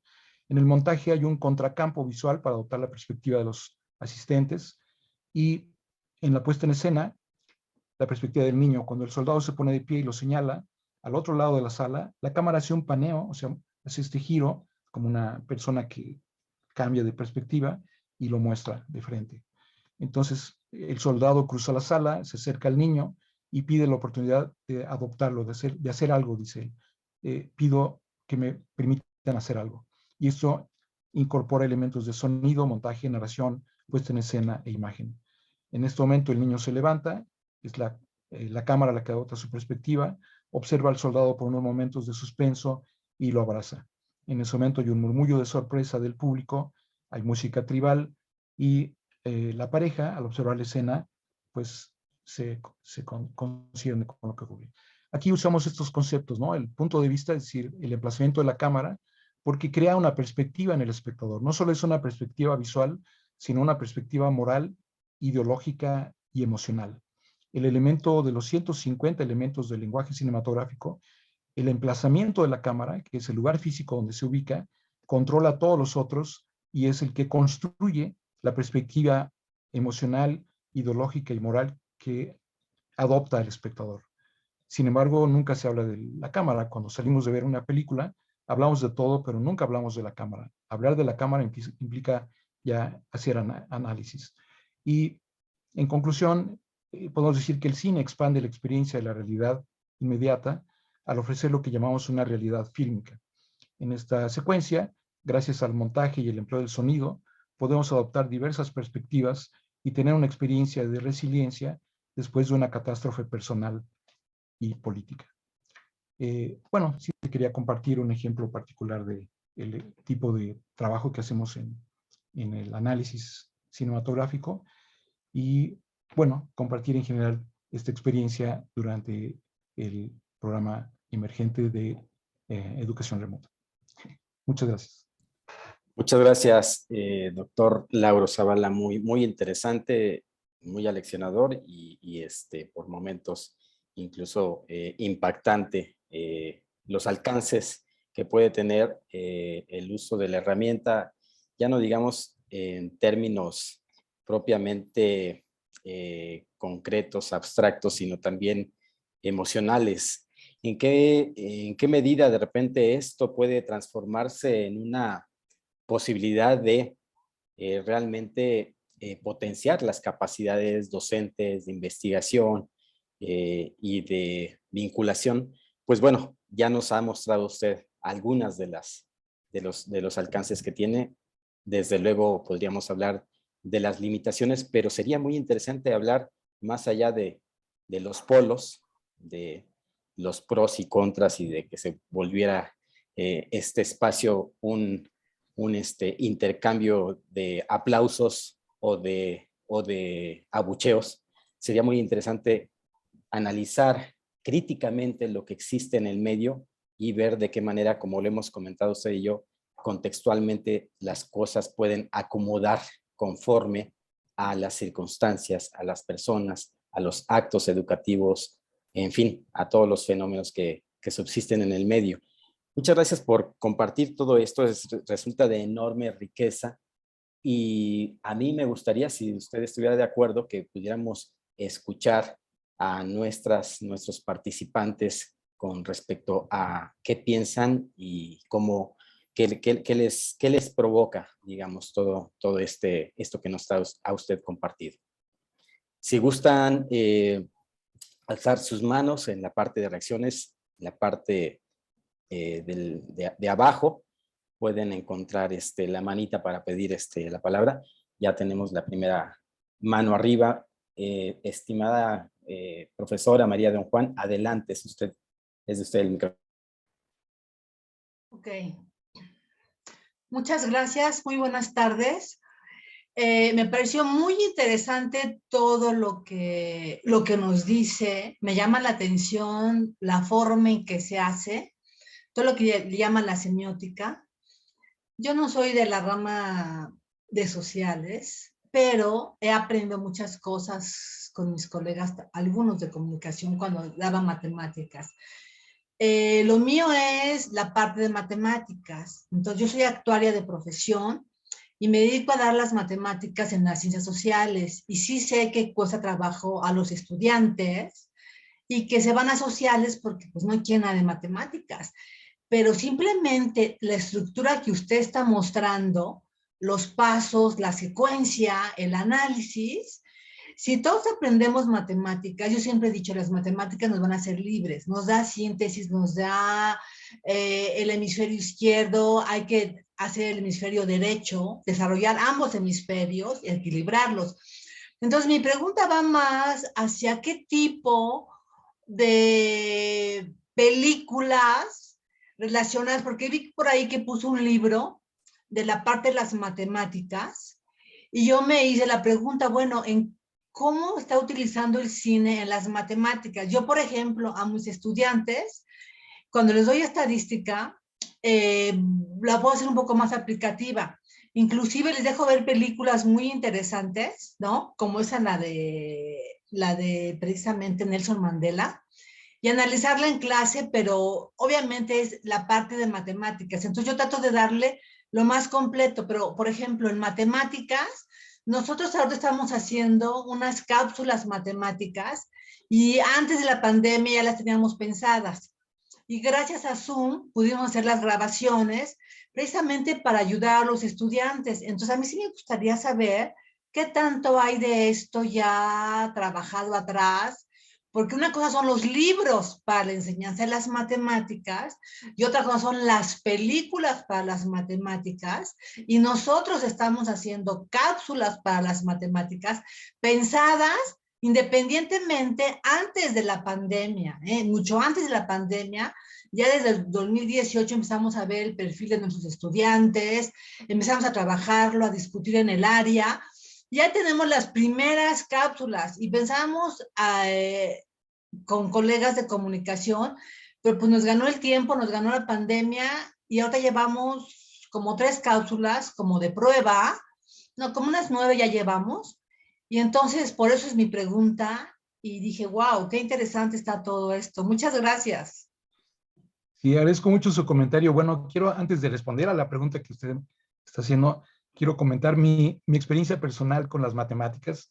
Antes de que yo terminara la prepa, perdón, entré como oyente a la Facultad de Ciencias y tomé un curso superior de topología, ¿no? Y me encantó. Y después iba yo a la biblioteca Franklin a leer literatura y libros de ciencia, y entonces dejé de ir a clase, así que reprobé la materia porque no fui, pero me encontré un libro de texto de autoaprendizaje de cálculo diferencial e integral, lo estudié, me presenté al examen de suficiencia y fue el único examen de 100 de 300 estudiantes. Entonces el profesor dijo, usted tiene que estudiar matemáticas. Pero yo pensé, bueno, necesitaría un libro como este para cada materia. Al final terminé estudiando comunicación, pero luego hice un doctorado en letras. Pero este interés por las matemáticas creo que lo he transmitido a mi hijo, que bueno, lleva 10 en todo, pero acaba de entrar al CCH, pero creo que quiere estudiar física, ¿no? Entonces, ahora sí quisiera, eso fue algo personal, pero, por ejemplo, este libro de Matemáticas en el Cine de José Manuel Sorando, lo encontré aquí en alguna, o sea, se puede encontrar aquí en México, en alguna librería o en las bibliotecas, y para el congreso que yo había comentado, lo invité a él, al profesor Sorando, lo mencioné por ahí en algún momento, y bueno, él dio esta conferencia y dio la referencia dentro de la conferencia de esta asociación de profesores de matemáticas que utilizan distintos recursos en distintos niveles, desde la primaria hasta el posgrado, ¿no? No pueden usar los mismos recursos y las mismas películas. Y entonces voy a enviar al profesor Contreras los datos del video. De hecho, lo tengo aquí, podríamos incluso verlo si quieren cuando termine la sesión, a lo mejor podemos ver el video, porque se puede compartir aquí. Fue un ciclo de conferencias de la Academia Mexicana de Ciencias, mencioné biología, derecho, fueron varias, ¿no? Son 15, y la primera, por supuesto, yo invité al doctor Sorando que diera la primera sobre matemáticas, porque sí, claro, es como algo que llama mucho la atención, y los resultados que él comenta han sido fantásticos, ¿no? La gente incluso se despierta su interés vocacional por las matemáticas, que es parte de la fuerza que puede tener el cine y otros recursos. Entonces, bueno, la respuesta, sí. La respuesta concreta sería eso. Podía enviar de cualquier manera al profesor para que envíe tal vez a todos el enlace de estas conferencias que están disponibles en YouTube, ¿no? Son conferencias de la Academia Mexicana de Ciencias, del número, ¿se acuerdan un número que presenté que tiene como unos círculos concéntricos negros? Es un número, si ustedes googlean Academia Mexicana de Ciencias, o simplemente las letras AMC de Academia Mexicana de Ciencias, y lo googlean, y entonces inmediatamente van a ver, de hecho el número más reciente ya es de otro tema. Este fue un número durante la pandemia, como en octubre del año pasado, pero es muy fácil encontrar la revista que contiene estos artículos y el sitio de la academia donde están colgadas estas conferencias, ¿no? Y en la conferencia se dan referencias de otros libros, de otros sitios y de otras fuentes, de toda esta... hay toda una, digamos que es como una profesión, ¿no? Aprovechar los recursos del cine en particular, porque es muy fuerte. Hay muchos otros, pero este es muy atractivo, y entonces para enseñar cualquier disciplina. Y si se puede hacer con matemáticas, muy bien. Por supuesto, se puede hacer con se está haciendo. Desde la estudiante que está haciendo su tesis doctoral sobre el tema, tiene más de 1,500 libros digitales, porque hay otros en papel que bueno, no tenemos porque no están acá, pero hay una tradición fantástica de estudios sobre cómo usar el cine prácticamente desde que nació, ¿no? Unos 10 años después, y entonces hay una bibliografía muy atractiva sobre el uso particular en cada nivel educativo, por ejemplo, para matemáticas y para las demás, ¿no? Sí, muchas gracias. Muchas gracias. Muchas gracias. Adelante, profesora Edith Ariza, tiene usted el micrófono. Sí, hola, ¿qué tal? Buenas tardes. Felicidades al doctor Zavala por compartirnos su experiencia. Ya ven que esto de la pandemia, pues, nos tomó a todos por sorpresa. Nosotros desde el área de matemáticas precisamente ya veníamos trabajando desde hace 10 años el uso de materiales para apoyo de los estudiantes mediante pues algunos medios electrónicos. Ya habíamos planeado algunos cursos de álgebra y de estadística en vía. Entonces, hemos ido avanzando y sí vimos que el Zoom pues, nos ayudó bastante a 3 eventos académicos que tenemos ahí desarrollados en el aula. Y pues nos dicen que es algo muy importante, coincido con el doctor Zavala, la forma de comunicación. O sea, no nada más es trasladar en el Zoom una clase de matemáticas mostrando algo que se haga en un pizarrón, sino lo que tenemos que estar ahí muy conscientes es cómo estamos realizando ciertas actividades con nuestros estudiantes para ir promoviendo actividades de identificación, análisis y síntesis del conocimiento. O sea, no es solamente presentar algo, ya ven que ustedes en comunicación que está el emisor, el receptor y el mensaje, o sea, esa parte hay que analizarla de manera muy adecuada. Nosotros, como tenemos todo en la plataforma en vía ya con todas las 11 semanas del curso, en cada semana tenemos una actividad de chat con los estudiantes y ahí les pedimos que ellos expresen qué aprendieron en la semana más allá de los contenidos teóricos y de los medios que están utilizando. Entonces, más allá de contenidos y medios, ellos tienen que decir, estoy aprendiendo a ser buen buscador de información, estoy aprendiendo a citar ya mis textos académicos, en formato APA les enseñamos, o sea, queremos que más allá el estudiante cambie esa forma de percibir lo que él está aprendiendo, o sea, no en matemáticas nada más se memorizan las cosas, por eso luego algunos no aprenden bien porque piensan que es memorizar y lo ven muy distante a aplicarlo en la vida cotidiana o cómo se va a aplicar en su vida profesional. Entonces, nosotros queremos ir viendo esos cambios semana con semana con los estudiantes para ver si logran, con las actividades que nosotros les estamos ahí planteando, logran hacer ese cambio como un buen estudiante que sea, como dicen, ya ven los estudiantes UAM, comprometido, independiente, motivado, participativo, todo eso queremos que sea el alumno UAM. Entonces, ¿dónde vemos eso? O sea, ¿cómo lo evaluamos? Entonces, me parece muy bien esta parte de fusión, de esta parte de comunicaciones que ustedes manejan muy bien, pues, tratarla de socializar con todos nosotros para que precisamente logremos un buen aprendizaje con nuestros estudiantes.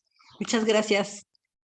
Muchas gracias. Quería compartir un momento de existencia de este libro sobre los Simpson y las matemáticas de este Sí. autor. Claro, porque cuando empecé a leer descubrí que yo no sabía que la mayor parte de los guionistas que han trabajado en los Simpson son profesores de matemáticas por distintas razones. Y entonces es un libro muy divertido, pero es muy en serio, ¿no? Sobre, por ejemplo, entender la ecuación de Euler o el teorema de Killer, etcétera, etcétera, ¿no? O sea, son matemáticos, ¿no? Y entonces las matemáticas están en los Simpson todo el tiempo, de forma, claro, muy, muy atractiva. Bueno. Muchas gracias. Muchas gracias. Gracias, profesora Edith Ariza. Adelante, Ángel José, bienvenido. Gracias. Sí, bueno, antes un saludo a todos, a todas, y una felicitación, doctor Zavala, por la exposición y justo que nos hace pensar en muchas cosas.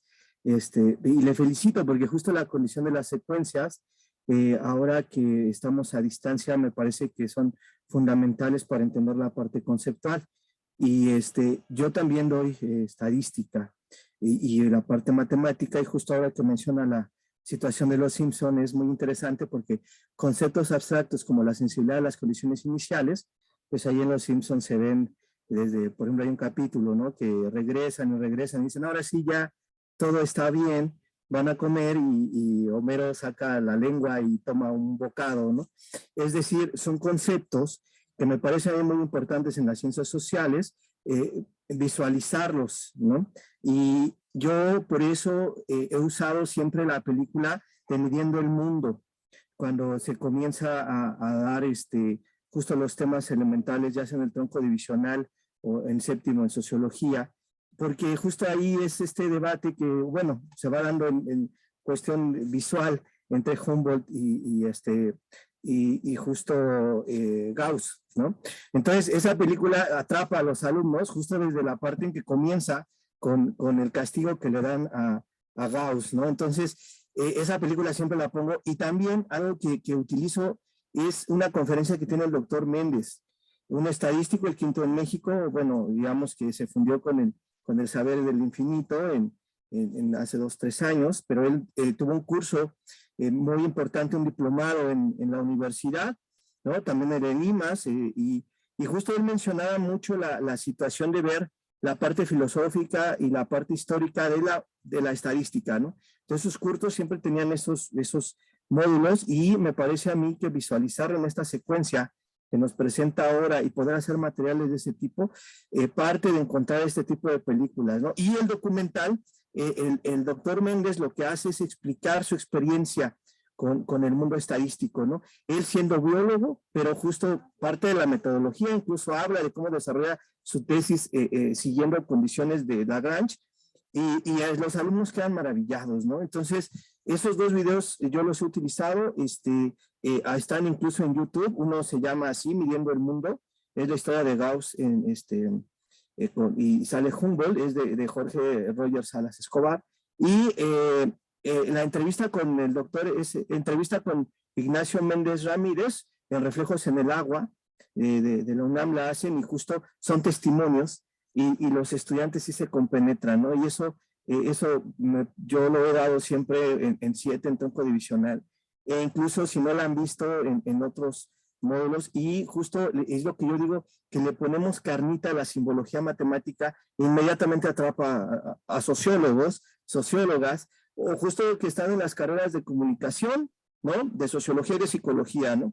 Entonces, sí me parece que lo que hoy nos presenta abre un mundo, porque hablando ya justo de la condición teórica e histórica que se pueden encontrar en otras materias o metodológicas, la secuencia es muy importante, ¿no?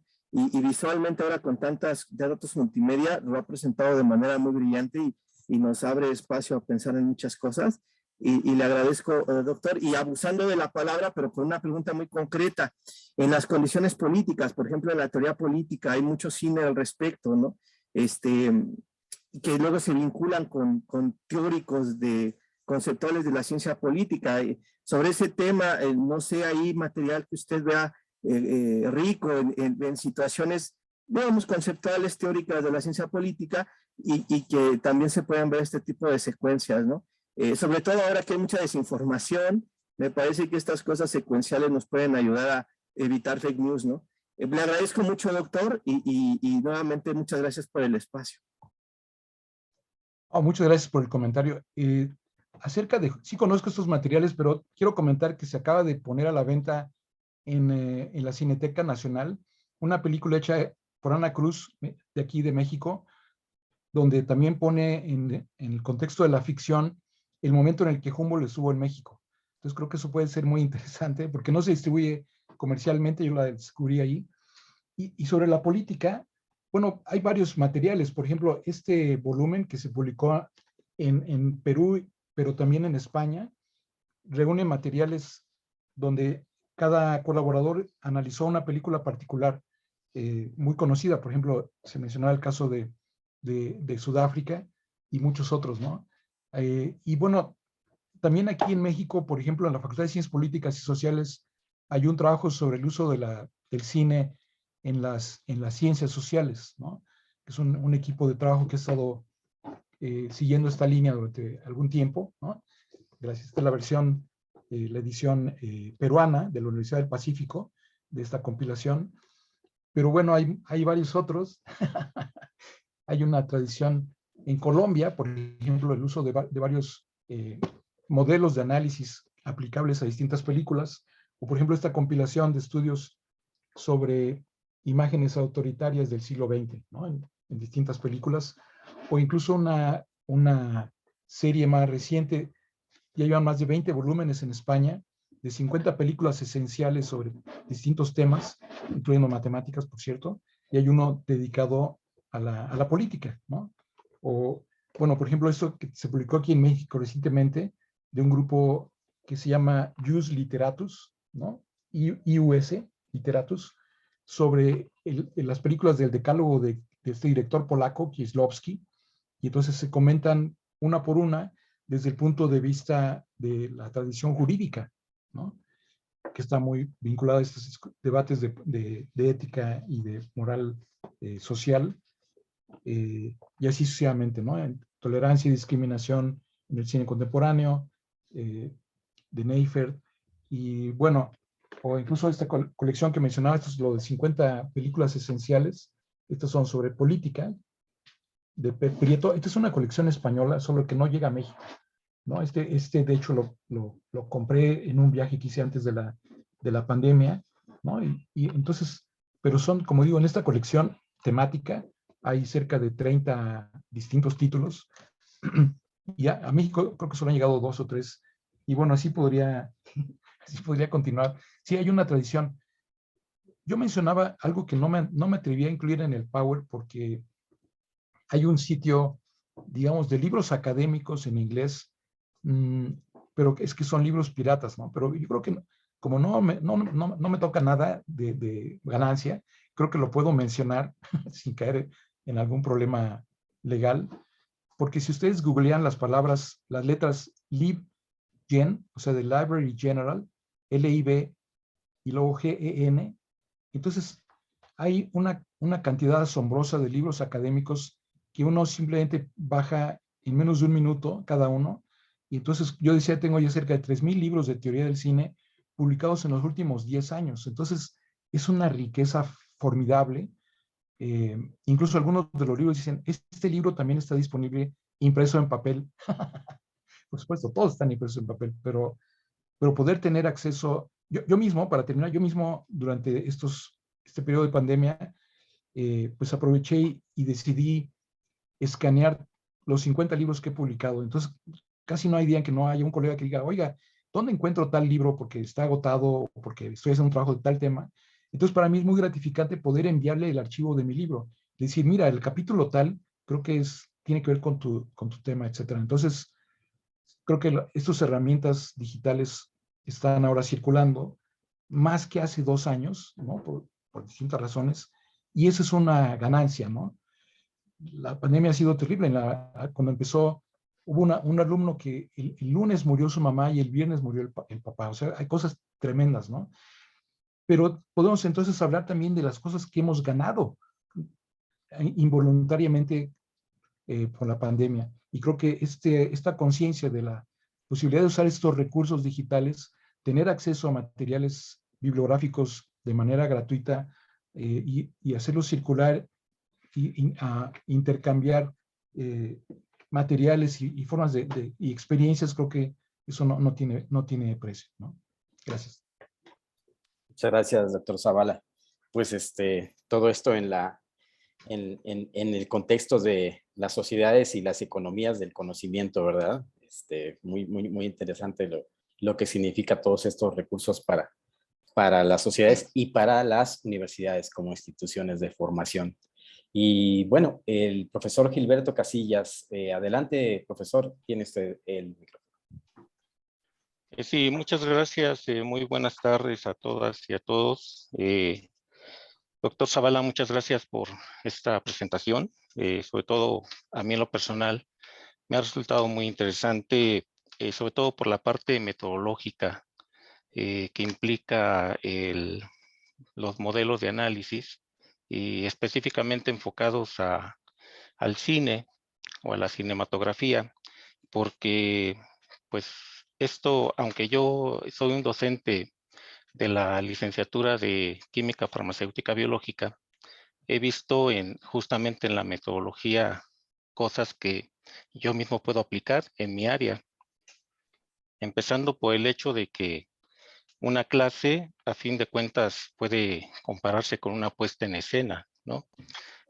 Donde el profesor muchas veces, pues, es un poco actor para poder transmitir los conocimientos o impartir la clase a los estudiantes. Y en este sentido, me gustó mucho la parte que nos presentó acerca de la infografía en movimiento, porque ahí usted nos puso algunos aspectos que por analogía yo podría tener en cuenta para la aplicación en mis clases. Por ejemplo, ahí donde nos muestra una imagen en este corto, donde aparece una escena al parecer de un accidente en la pantalla de televisión y nos pone usted el plano, el ángulo, el movimiento y la distancia focal. Por ejemplo, el plano yo lo podría asociar con el tema que voy a abordar, el ángulo, desde qué perspectiva voy a abordar dicho tema, el movimiento, la forma en que voy a abordar ese tema para poder transmitirlo, y la distancia focal podría relacionarse con la profundidad que le voy a dar al tema para poder impartir la clase. Ahora, una vez que he planeado eso a nivel, digamos, previo a una clase, ya durante la clase o para poder impartirla, podría poner en práctica los 5 puntos que también nos presentó usted como imagen, sonido, montaje, narración y puesta en escena. O sea, la imagen, pues, ¿qué es lo que voy a presentar en mi clase? El sonido, bueno, ahí podría incluir un poco algo de los recursos que ya usamos y que incluso ya veníamos usando desde antes de la pandemia, como las presentaciones a través de proyecciones, ¿no?, en el salón de clases. El montaje, es decir, cómo voy a integrar todos los elementos de cada tema que voy a impartir en cada clase. La narración, obviamente, cómo se va a transmitir del profesor a los estudiantes y cómo voy a coordinar y a dirigir la discusión en clase por parte de los alumnos, asumiendo obviamente el concepto modular de educación, ¿no?, de la UAM Xochimilco en particular, y la puesta en escena, pues obviamente todo lo que ocurre dentro del aula durante el tiempo que dura la clase. Y a fin de cuentas, y con esto ya termino un poquito mi comentario, cuando nos mencionó que el cine expande la experiencia de la realidad real al ofrecer una realidad fílmica, pues algo parecido hacemos nosotros en el área de química, por ejemplo, porque a través de los experimentos, pues nosotros tomamos una parcela de la realidad y la representamos a través de un experimento para que de esta manera los estudiantes puedan, pues obviamente manipular, por decirlo de algún modo, el fenómeno y de esa manera poder entender pues los conceptos que tienen que aprender. Si esto se puede aplicar a nivel presencial, me parece que también puede ser aplicable de manera remota a través de el Zoom. Quizás el único punto un poco débil sería la parte experimental, pero como yo les he mencionado a los estudiantes desde que iniciamos en este proceso de educación remota, pues si bien la parte experimental nos está quedando un poquito floja en su formación, pues podemos ponerle todo el esfuerzo a la parte teórica, porque a fin de cuentas, sin la parte teórica será muy difícil reproducir la parte práctica. Entonces, todo esto que usted nos ha mostrado, para mí en lo personal, repito, me ha resultado muy útil porque me parece que puedo poner en práctica algunos de estos conceptos que se aplican en el cine, pues para preparar una clase, y no sería solamente en mi área, sino en cualquier área.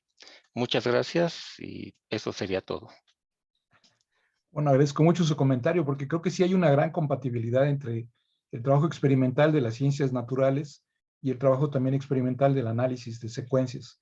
Y creo que es muy interesante esta extrapolación que ha hecho de los componentes de la forma, pero para la práctica de la docencia. Quería solo comentar, aquí en la biblioteca de Xochimilco, que ya está abierta, ya está accesible a todos presencialmente, hay un libro sobre química y cine que publicó la Asociación Norteamericana de Química. Y bueno, hay muchos otros, pero este está aquí. Y es muy interesante porque lo que ellos hicieron fue seleccionar, tienen una lista de como 15,000 películas, pero seleccionaron 100 y para cada una dedican como media página y lo que señalan es la fórmula química que está en juego en algún momento particularmente importante de la película. Creo que es una manera muy interesante de demostrar que la química, por supuesto, está en todo, está en todas partes, ¿no? Entonces, tomaron realmente películas que son más bien como películas que les fueron gustando, no porque fueran particularmente vinculadas a la química, sino que simplemente eran películas que les gustaban a sus estudiantes y tal. Entonces, cualquier película tiene esta dimensión y creo que es una forma muy atractiva. Hay otros libros sobre química y cine más recientes con más películas. Y hay algo muy interesante, cuando ellos hablan, por ejemplo, de Frankenstein, que lo tomaron como la primera, como el modelo, descubrieron que, porque hay más de 50 versiones en cine, descubrieron que hay algo que les preocupa mucho, que es la versión que se da de la química, ¿no? O sea, la química podría ser algo peligroso o podría ser algo muy positivo. Y entonces encontraron que hay distintas versiones de Frankenstein, que la novela originalmente balancea esas dos dimensiones. Y entonces hay películas que se acercan más a una visión o a la otra, y están, en términos estadísticos, están distribuidas de manera equilibrada, igual que la novela original, ¿no? Que por cierto, ahora ya acabo de encontrar en la librería una edición anotada de Frankenstein, que está, se lo muestro un momento, que está dirigida dice a lectores curiosos, y entonces tiene notas al pie de química, de física, de matemáticas, pero también de ciencias políticas, de historia, de psicoanálisis, ¿no? Entonces es muy interesante, todo un equipo interdisciplinario que fue anotando esta novela, que, bueno, es un referente interesante, sobre todo en el cine, para la química y para muchas otras, bueno, para casi todas las disciplinas, ¿no? Bueno, muchas gracias. Muchas gracias a usted. Muchas gracias, doctor Lauro Zavala. Bueno, aprovechando para comentar que en el chat la maestra Celia Linares nos escribe: gracias por este conversatorio, doctor Lauro, excelente su participación e invitación para compartir experiencias y aprender juntos. A este respecto, creo que vale la pena decir que en este espacio ha sido bien interesante que pasamos, fíjense cómo la herramienta tecnológica pasa a segundo o a tercer plano. Estamos hablando de transdisciplina, estamos hablando de multidisciplina, estamos hablando de interdisciplina. Y eso es lo interesante, ¿no? Que a fin de cuentas la tecnología, si bien condiciona muchas cosas, no nos determine del todo. Igual que muy bien lo dice el profesor Gilberto Casillas, estamos echando mucho de menos y ya estamos en esas vísperas de echar un poco de menos la parte experimental, el trabajo de campo, en fin, como los laboratorios, en fin, todos estos espacios de la realidad, de la presencialidad. Pero finalmente hay una parte en todo esto en donde de repente las metodologías, pero las tecnologías nos pueden resultar de enorme valía, de enorme apoyo para potenciar tanto unas cosas como otras, ¿no? Como los distintos ámbitos de nuestra realidad en la que estamos inevitablemente arrojados, inmersos en todo esto. Y hablando de de estar arrojados a estos espacios, les quiero recordar uno que he puesto la liga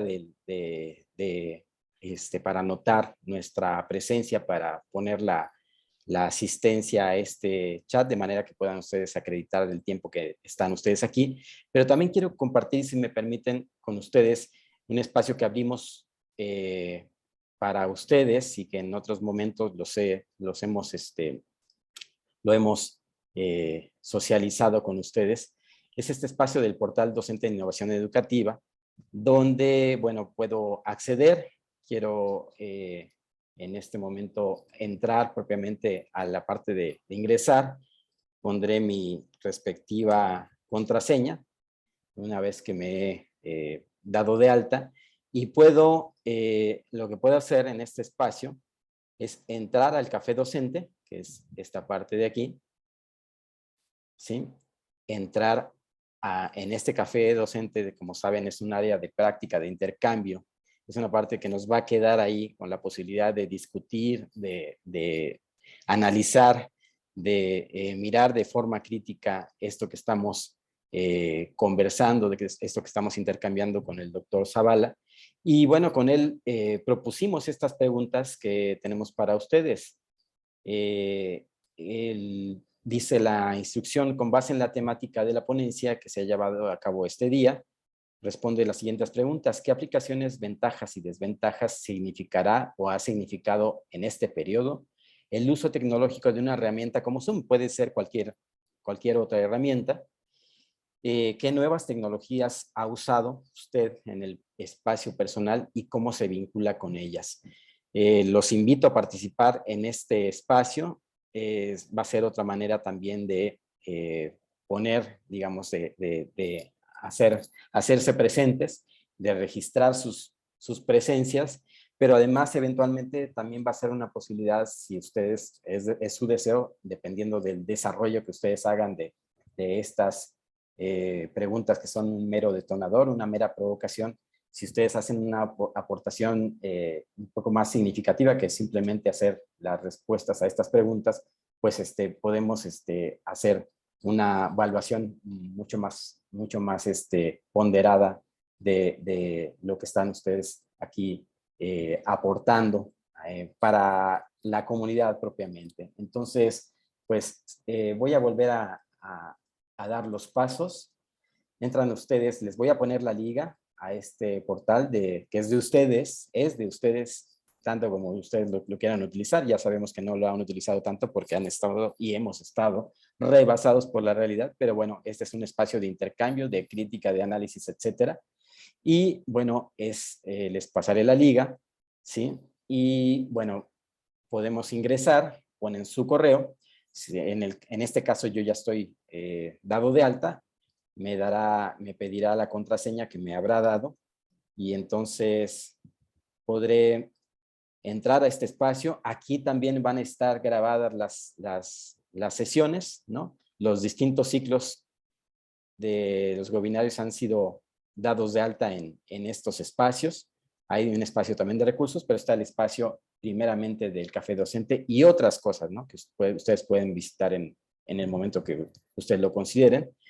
Y van a poder entrar, bueno, en este caso, al espacio que nos convoca para la sesión de hoy, el sistema modular en el marco de la modalidad mixta, y vamos a entrar a estos espacios. Vamos a responder estas preguntas haciendo clic en el botón, poniendo respuestas a estas o cualquier otra cuestión que ustedes quieran. Nosotros ponemos algunos detonadores, pero por supuesto, si ustedes quieren discurrir sobre alguna otra cuestión, siéntanse con la mayor de las libertades. Dejo de compartir y voy a poner la liga, y con mucho gusto voy a compartir una guía un poco para que puedan ustedes acceder a este espacio con la mayor de las facilidades, ¿sí? Y bueno, pues sigue estando abierto el espacio mientras tanto para sus preguntas, sus inquietudes, si es que las tuvieran. O, doctor Lauro, si quisiera usted comentar algo. Sí, quería comentar la existencia de esta edición anotada. Se llama Edición Anotada de Frankenstein para científicos, creadores y curiosos en general, ¿no? Y hay otras ediciones anotadas. Por ejemplo, esta es una edición de Frankenstein para adolescentes, pero que, por ejemplo, cuando se habla de instrumentos musicales, aparecen aquí los instrumentos a los que se refiere el texto, ¿no? Y hay otro tipo de ilustraciones que son casi cinematográficas, ¿no? A lo largo de la edición. Pero hay otras ediciones anotadas que son interdisciplinarias, no solo de Frankenstein, sino por ejemplo del Quijote o del Ulises y de muchas otras obras, ¿no? Y que uno puede acceder a materiales audiovisuales con el código QR, ¿no? Se acerca y ve algún material. O hay ediciones interactivas de textos literarios que también son interdisciplinarios, ¿no? Por ejemplo, de La Tierra Baldía de T.S. Eliot, un poema muy importante, tan importante como la novela Ulises y demás. Entonces, hay estas ediciones como para tablet, donde uno puede explorar todo lo que se ha estado comentando sobre este texto en alrededor de 100 años. Y estas ediciones han generado materiales multimedia muy interesantes para otras obras. Por ejemplo, Beowulf, que es la obra más antigua de la tradición inglesa, hay volumen donde se hace una reseña de toda la historia de los análisis que se han hecho sobre cada componente de la tradición académica, ¿no? Entonces, o sea, Beowulf es una especie de, como un monstruo que amenaza a la comunidad y nadie sabe de dónde sale, etc. Entonces, tiene que ver, hay como 20 áreas de investigación. La mitología, el lenguaje mismo que se utiliza, la tradición cultural, la alimentación, etcétera, etcétera. Entonces, cada una de estas líneas de investigación tiene su propia cronología, donde ha habido polémicas entre los investigadores, etcétera, etcétera. Entonces, esta enorme riqueza de aproximaciones a un mismo texto se multiplica y se vuelve mucho más concreta cuando tenemos materiales multimedia, ¿no? Menciono este caso porque son textos literarios que uno asociaría inmediatamente solo con el texto impreso escrito, pero están dialogando con todas estas disciplinas y estos otros lenguajes como la música, el cine y otros que aparecen ahí en estas ediciones anotadas multimediales que están empezando a crearse como un nuevo campo de la investigación. Muy bien, muchas gracias. ¿Alguien tiene algún comentario, alguna participación, alguna pregunta, inquietud que quiera compartirnos? ¿Nadie más por ahora? Nadie más por ahora. Bueno, yo estoy poniendo... gracias. Gracias, Suni. Creo que usted nos compartió el espacio justamente del que les acabo de comentar, que efectivamente es el espacio del portal docente y el espacio para el café docente. Sí, bueno, pues me parece que no hay algún otro comentario, alguna pregunta. Tenemos unos minutitos más. Si no fuera el caso, usted... Tal vez podríamos doctor, aprovechar para pasar el video que había comentado sobre matemáticas. Sería maravilloso, sería maravilloso, la verdad es que sería maravilloso si usted lo tiene a la mano para compartirnos. Adelante, porque sí ha sido como una experiencia. Creo que además, perdón, doctor, voy a meter tantito mi cuchara, pero se acuerda que platicamos de la posibilidad de hacer anotaciones y distintas cosas interactivas bueno, por esta vía del Zoom, que tiene esa riqueza y esos alcances, esa potencialidad, digo, mínima, ¿no? Zoom no es propiamente un espacio educativo como tal, no está diseñado como una plataforma, incluso sincrónica, como puede ser Webex, Illuminate. Hay otros espacios propiamente que están diseñados ex profeso para la educación, que tienen otras herramientas, otro tipo de seguimientos, de controles. Zoom es una herramienta abierta, ¿no? Que en realidad nos ha servido un poco más allá de WhatsApp, digo yo, y un poco más allá de Skype, y un poco mucho menos que la interactividad en la presencialidad. Entonces, si usted tuviera por ahí a la mano, doctor Zavala, la posibilidad de compartirnos eso, estaría maravilloso. Claro. Dura 1 hora, es muy, muy panorámico, muy general, y forma parte de toda esta serie, ¿no? Pero bueno, entonces voy a compartir. Esto se presentó en el ciclo de las conferencias de la Academia Mexicana de Ciencias. A ver, voy a salir de aquí, listo. Entonces, estos son los 43 videos que tengo grabados desde el inicio de la pandemia. Y, a ver, esto... Aquí está. No había pensado en presentarlo justo ahora, así que... Pero aquí están los videos de ciencia. Bueno, aquí está ecocrítica, matemáticas, derecho a medio ambiente y cine. Entonces voy a irme al de matemáticas, de Juan Manuel Sorando, que es, bueno, por cierto que este es el cartel. Y bueno, dura 1 hora y 4 minutos. Entonces, bueno, pues lo voy a compartir ahora, ¿no?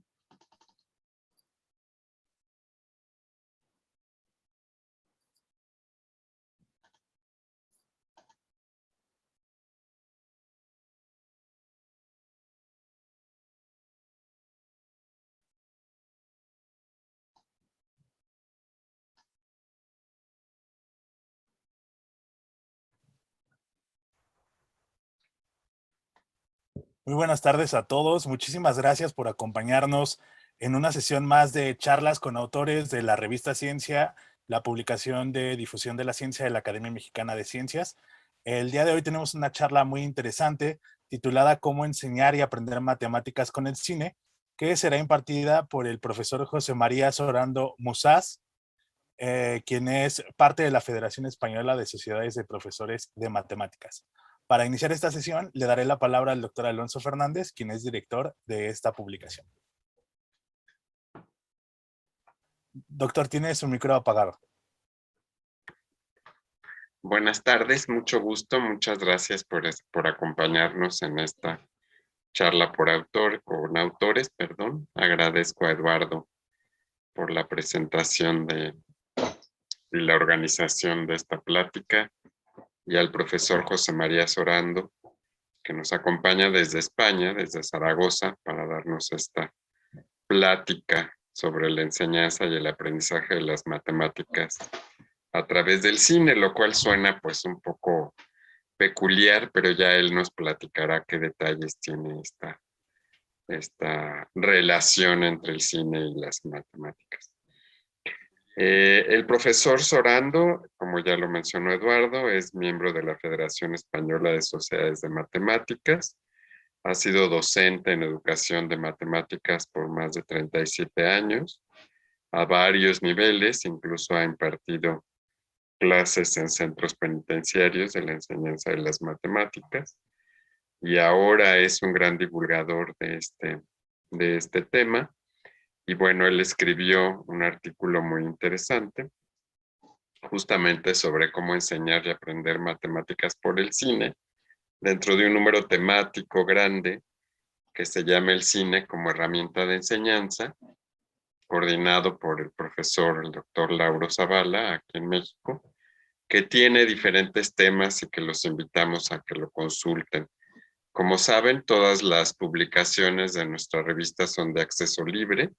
Eduardo les podrá dar la liga para que vean la publicación sin ninguna necesidad de pagar. Digo, todo se hace de manera de libre acceso, porque en ese número pues tenemos artículos muy interesantes. Aprender a analizar cine, el cine y la puesta en escena, varios artículos que relacionan la ecología con el cine, la creación literaria a través del cine, la enseñanza de la filosofía a través del cine, algunos aspectos éticos o legales como la ética en el cine, o aprender el debido proceso en el juicio de Sacco y Vanzetti como un ejemplo, la sociología a través del cine, el cine y las relaciones internacionales, en fin, una variedad de temas que ilustran cómo el cine puede ser una muy efectiva herramienta de enseñanza, aunque nos parezca casi contradictorio, ¿verdad? Los que nos íbamos de pinta y no tomábamos clase por irnos al cine, quizás aprendíamos más en el cine que en el curso. Y hay otros temas en este número de la revista, hay algunas novedades científicas, como las bacterias del suelo, aliadas de las plantas, materiales termoeléctricos, o qué hace la celulasa en las bacterias que causan tuberculosis, así como un artículo de actualidad de las vacunas contra el COVID-19 en México, la reseña de un alumno de doctorado que investiga la función de una proteína en el desarrollo embrionario, y algunos otros temas interesantes desde las redes, como un nuevo dinosaurio en México, cómo cuidar a los arrecifes y los ciudadanos descubren exoplanetas.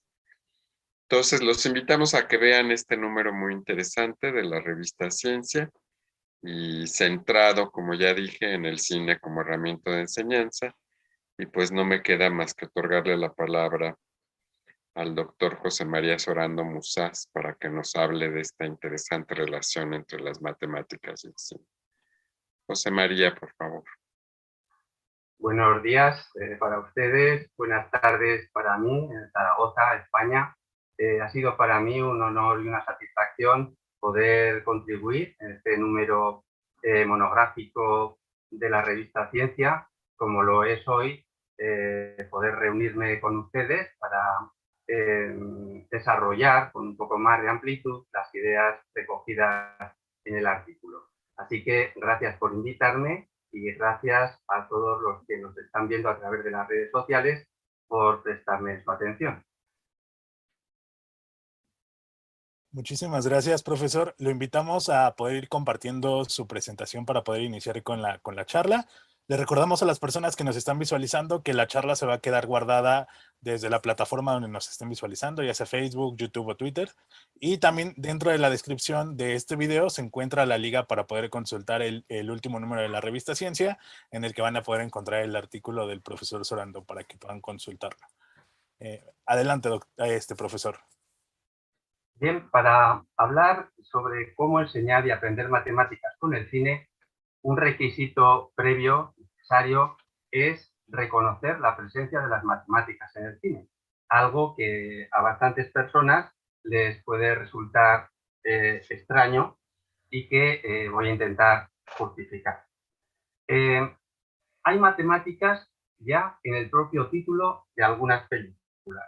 Por ejemplo, La soledad de los números primos. No sé si se está viendo la presentación correctamente. Sí, la estamos viendo. Se está Se viendo, está el viendo cartel muy bien, José María. se ve el cartel de la película que cita, ¿no? Es que... Sí. Sí, vale, bueno, pues entonces sigo adelante. Bien, entonces, en otros casos también encontramos matemáticas en el propio cartel de la película. Así Hitchcock utiliza la doble espiral en el cartel de su obra maestra Vértigo, como lo hace en muchos planos de esta película, como forma de expresar lo que el título indica.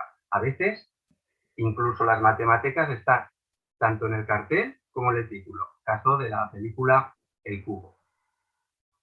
Pero los directores, en no pocas ocasiones, también han recurrido a la geometría para plasmar escenarios con fuerte carga expresiva. Así, en la obra maestra del expresionismo alemán, El gabinete del doctor Caligari, se utilizan los ángulos agudos para transmitir una sensación de desasosiego, de angustia propia de la Alemania de entreguerras. Pero 3 décadas más tarde, Jacques Tati utiliza los ángulos rectos, la trama ortogonal, con oficinistas que trabajan cada uno en su pequeño cubo, como una manera de reflejar, perdón, que me salté algunas pantallas, como una manera de reflejar la deshumanización, la frialdad del mundo tecnológico y excesivamente ordenado, en su opinión, al cual nos encaminamos. Así que, como pueden ver, la geometría crea marcos adecuados para expresar emociones. Pero también los guiones se pueden construir, y de hecho se construyen, siguiendo pautas matemáticas. Hay simetría de personajes y situaciones, paralelismo de historias, autorreferencias, es decir, historias que se autocontienen, convergencia de distintas tramas en el guión, y todos estos términos que he enunciado son términos matemáticos.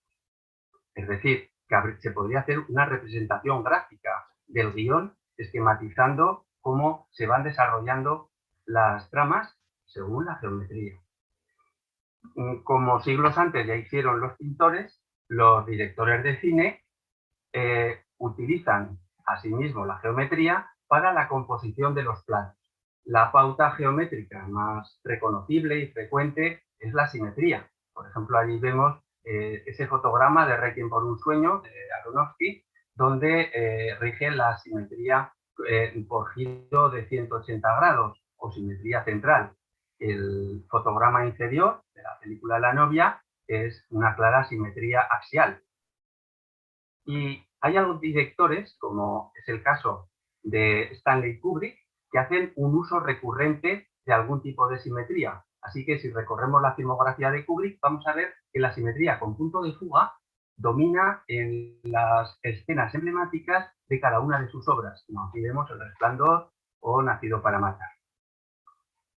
Recientemente se están utilizando en la industria del cine los algoritmos, que son procedimientos matemáticos sencillos, en este caso, que mediante iteraciones en ordenador llegan a crear realidades complejas, pero a partir de una pauta matemática.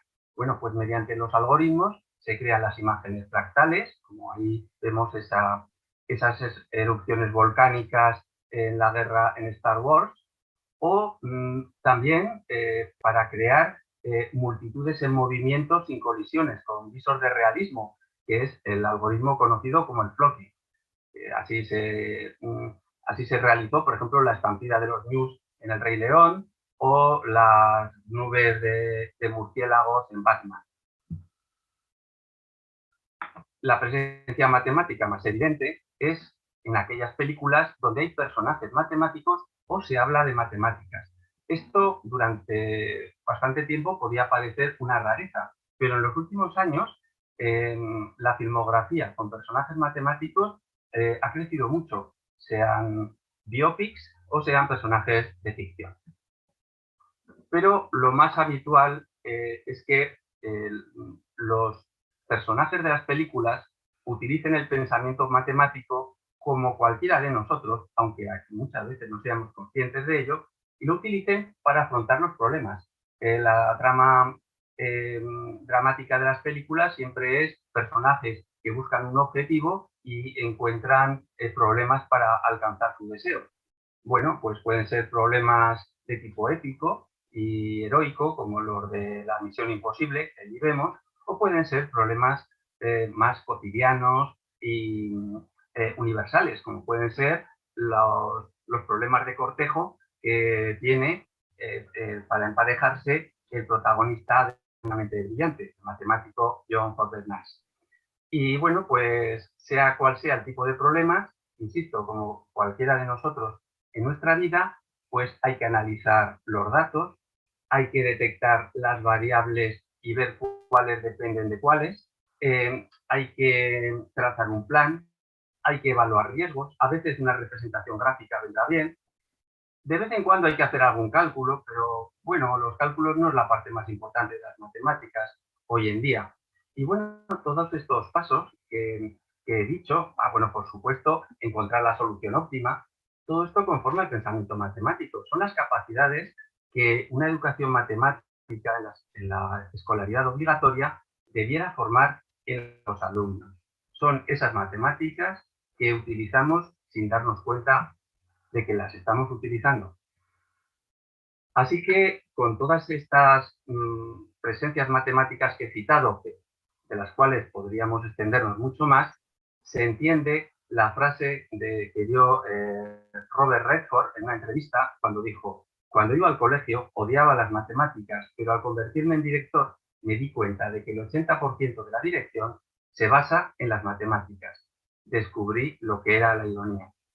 Tal vez eso le pase a muchos ciudadanos, esos que dicen odiar las matemáticas e, insisto, las están utilizando cada día, mejor o peor. Pero es que, además de estas presencias de matemáticas en las películas, está la mirada del espectador, que, al igual que en cualquier otro tipo de obra de arte, enriquece lo que allí dejó el artista y puede ir más allá. Y la mirada matemática es posible ante una película, igual que existe la mirada histórica, sociológica, psicológica, etcétera. Bueno, pues con una mirada matemática se puede sacar mayor aprovechamiento de las escenas. Y estas pueden ser lo más alejado aparentemente de las matemáticas imaginarse pueda. Allí vemos el famoso duelo de tres pistoleros en El bueno, el feo y el malo. Doctor, vamos a tener que parar por ahora. Donde, como son tres pistoleros... Bueno, muy bien. Sí, pues muchísimas gracias. Si nos pudiera hacer favor de pasarnos ligas de estos videos, seguramente entiendo que están en YouTube, ¿verdad? Sí, está en YouTube. Perfecto. Si nos hiciera favor de compartirnos la información, estaría maravilloso. Y bueno, no me resta más que agradecer su amable compartir, todo lo que nos favoreció para enriquecer este espacio, doctor Lauro Zavala.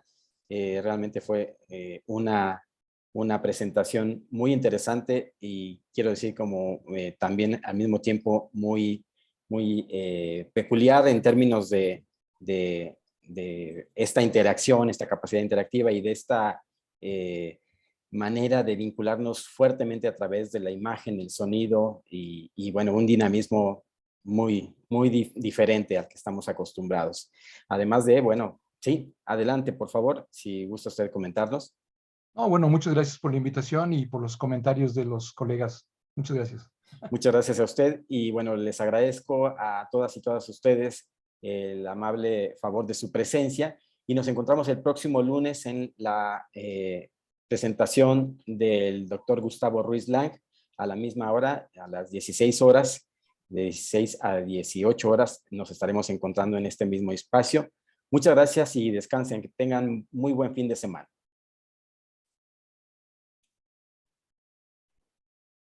Igualmente. Muchas gracias. Hasta luego. Muchas gracias. Gracias. Gracias.